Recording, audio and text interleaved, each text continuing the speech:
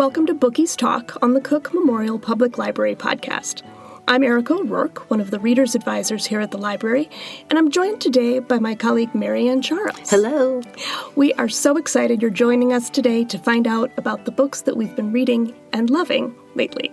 As many of you know, the library provides books for a lot of book clubs each month, and Marianne is the one who makes it all go, ensuring that books appear on the whole shelf at exactly the right time. So, how many books would you say you process a month? I would say it's somewhere in the range of 550 to 650 each month. And that includes requesting items from our partner libraries through interlibrary loan and through our link-in system with our 7 or 8 other partner libraries that so generously loan items to us. They're very kind. Very. You are very detail-oriented to get all that done. Yeah. And so, about 600-ish books a month. How many clubs does that make up? We have about, I'd say, 75 or 80 active clubs right now. We used to have closer to 100, but the pandemic kind of consolidated some clubs, and some clubs just decided to withdraw and not use library anymore. But I'm encouraging everyone, come back. We're here. We love it. We have so many exciting and interesting titles in our book club collection. We do, and I love how thoughtfully you work to pick out titles. And you have experience in this in a number of formats because you also run the Wednesday evening book club. So, as somebody who is clearly a book club aficionado, what do you look for in a book to make you say, this will work really well for clubs? Well, for me, I look at engaging characters. So they don't have to necessarily be likable, but there has to be something about a character that's going to draw me in, whether they committed a horrific crime, whether they are just this above, beyond great human being, generous, loving, lovely, or that they're just like an everyday person who finds him or herself or themselves in a situation that they're struggling to get their head around, or that they just want to move on and work. I'm also looking for a good story. Again, happy, sad, speculative, historical. Or if it's a nonfiction book, is this an interesting topic? Is this something that I'd like to learn more about? And then lastly, are there some larger themes tackled?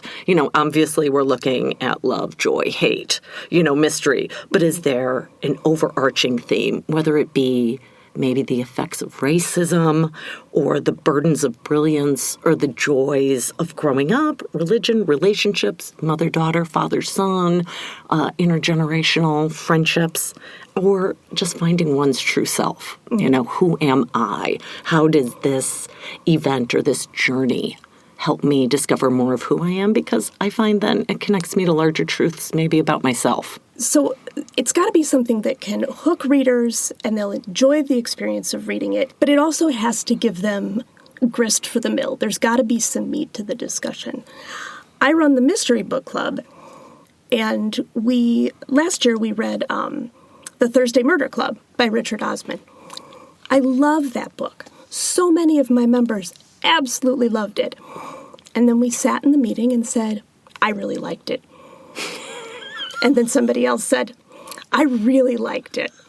Somebody else said, I want to live there. Somebody else said, I like the cake. And not that those weren't valid points for discussion, but perhaps they did not reach into a deeper, more universal truth about humanity and what we owe to each other. See, now I think that's really interesting because I read that book as well, and I thought it did tackle a few larger themes. There was without blowing anything, there was a death in the book that opened up conversation, I thought, about how this character died.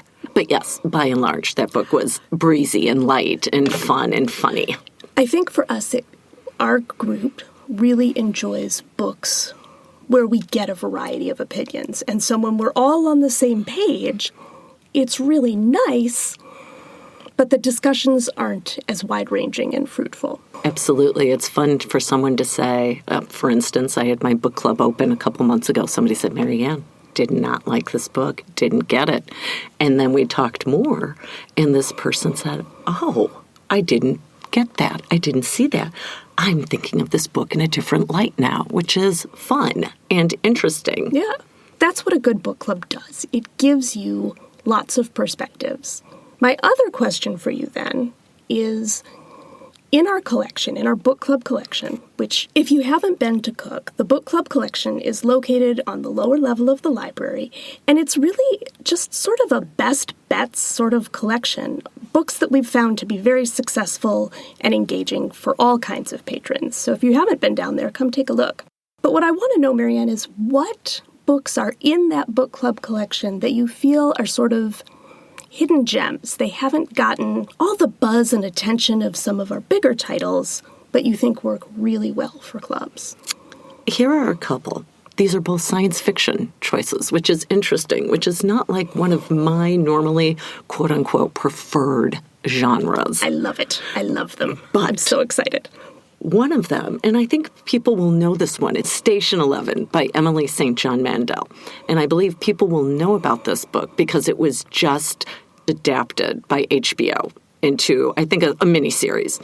Anyway, this is a book about the end of the world in a pandemic, and it did get a lot of buzz, I know, a couple of years ago during COVID. But you talk about a diverse group of characters. You talk about interweaving stories. You talk about love, hate, religion. It covers everything. It covers joy. It's how can we build a community out of nothing again. So I thought it was fascinating. Another book is The Invisible Life of Addie LaRue by V.E. Schwab. Oh, yes. And Ms. Schwab also does YA literature, but this is definitely into the adult genre. And this is about a woman who wants to live forever, makes a deal with the devil. Unfortunately, Ms. LaRue will not be remembered by anyone she meets. And so she has to go through the ages not being remembered by anyone until she meets someone who remembers her. And then things get interesting. So I would say those two are just really fun. The Addie LaRue book, because of the historical elements, you're going through the ages. You go through the French Revolution. You go through the Age of Enlightenment, and you get to modern America, and it's fascinating. Yeah. Okay, so now that we've talked about some book club books, the book that I read recently that I'm so excited to talk to you about, and I know that you're reading it right now as well, I promise not to spoil any of it for you. No spoilers. No spoilers. Is Rebecca Mackay's latest novel, I Have Some Questions for You. She was a National Book Award and Pulitzer finalist for The Great Believers. It is the story of Bodie Kane. She is a successful podcaster and film professor, and she returns to the New England boarding school that she attended on scholarship. It's a very fancy school. She did not come with all of that money, and she was kind of an outsider the whole time she was there. But when she comes back, it's to teach sort of one of those intersession classes like over winter break, and she's going to teach this class on podcasting. But it becomes clear very early on she's really there to look for justice in the case of her roommate from senior year who was murdered that spring. The school's athletic trainer was convicted of the crime. He's a young black man who had admitted to selling pot to the kids, and there are some questions about the validity of his confession. There's perhaps not as rigorous of a defense as one would have hoped. So true crime aficionados have cast some doubt on his story. Bodie's own memories are casting doubt on the conviction. And so she comes back, and she and her students are going to find out the truth, if such thing is possible so many years later. At the same time, she's also looking sort of for the truth of herself. Her marriage is crumbling. There's a potentially career-ending scandal that sort of puts her at a crossroads. And so you're really watching Bodie try to figure out both of these things simultaneously. Now, it sounds like a mystery. It sounds like Serial the Podcast. But really, this is a literary novel. It is full of these almost unanswerable questions. You know, how accurate are our memories? How does the past shape us? How do we reinvent ourselves when one chapter closes and another begins. What does real justice look like? And who gets it? And how does all of that intersect with the Me Too movement, which this novel addresses in some really gut-wrenching ways? I enjoyed it tremendously, but that is not to say that it is an easy breezy book. It is very dark at times. Expertly crafted, the prose is just stunning, but it is very densely packed with ideas and plot lines. I think if you like literary fiction that touches on those mystery elements or really is looking at how society treats women, it's a fantastic choice, whether you're a book club or an individual. But I have gotten the most out of it when I can talk about it with other people. Well, as Erica mentioned, I am in the middle of this, probably about 40% done with the book.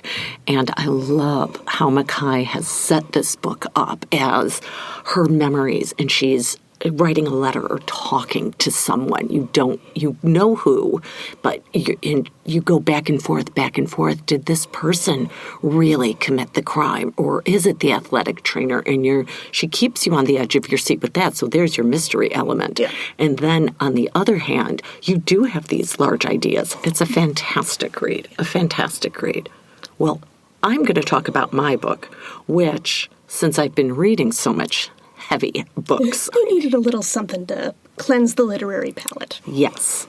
So I read Just Murdered by Catherine Kovacic. So this is a light, doesn't sound like it, but a light, easy, breezy book. We are following the mysteries of one Peregrine Fisher, who, if anybody is familiar with the Miss Fisher mysteries on Netflix, Peregrine is, and help me with the pronunciation here, Erica. I'm sure you can pronounce Phryne Fisher? Phryne Fisher, I think. Okay. That show was set in the 1920s Australia. Oh, yes. This is set in 1960s Australia. So we're talking, we've got a modern, sassy, independent woman. So Peregrine is flaky. Let's put it that way.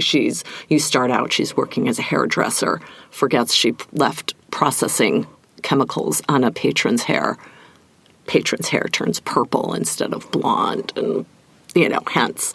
So Peregrine finds out Phryne left her an inheritance and gets to join the Adventuresses Club in Melbourne. Oh, excellent. So Peregrine's like, I'm going. Goes in, gets herself into the Adventuresses Club, which they wouldn't let her in because, well, we're not going to admit you. So she scales the wall, gets inside, and they're like, well, hey, maybe there's more to this one than meets the eye. So we are then taken to a high society fashion show where the grand finale features our model, Barbie Jones. Barbie is found dead on top of a wedding cake. Oh, she's legitimately dead. She's legitimately dead. It's not a high fashion statement. Okay. Barbie is legitimately dead. Okay. So Peregrine, in order to become a true adventuress, has to solve the crime. As one does. And she finds herself in one escapade after another. And she then makes friends with one of the inspectors. He's very handsome, very nice. But what's great about that is there's tension, but it's not like this banter, like romance. It's just, he's not sure he wants her looking into this, and she wants to look into this. So this sounds very much in the vein of the original Miss Fisher mysteries. Very much, and it's light, and it's breezy, and it's fun, and you'll laugh. And again, you're talking about women's roles and them changing, and you do have all the grooviness, and you do have a fabulous wardrobe and a great car. It's a fun book. All right, well, thank you for joining us today. We'll be sure to put links to all of these titles and shows that we've mentioned in the show notes. If you're on the lookout for more great reads, there's still time to check out the Spring Book Buzz, which is our rundown of the season's most anticipated books, on our YouTube page. You can also find us on the library's website, Shelf Life the blog, or by emailing us. And as always, you can support the podcast by sharing it with your friends and subscribing wherever you listen to podcasts. We'll be back soon, but until then, keep reading, keep watching, and keep listening.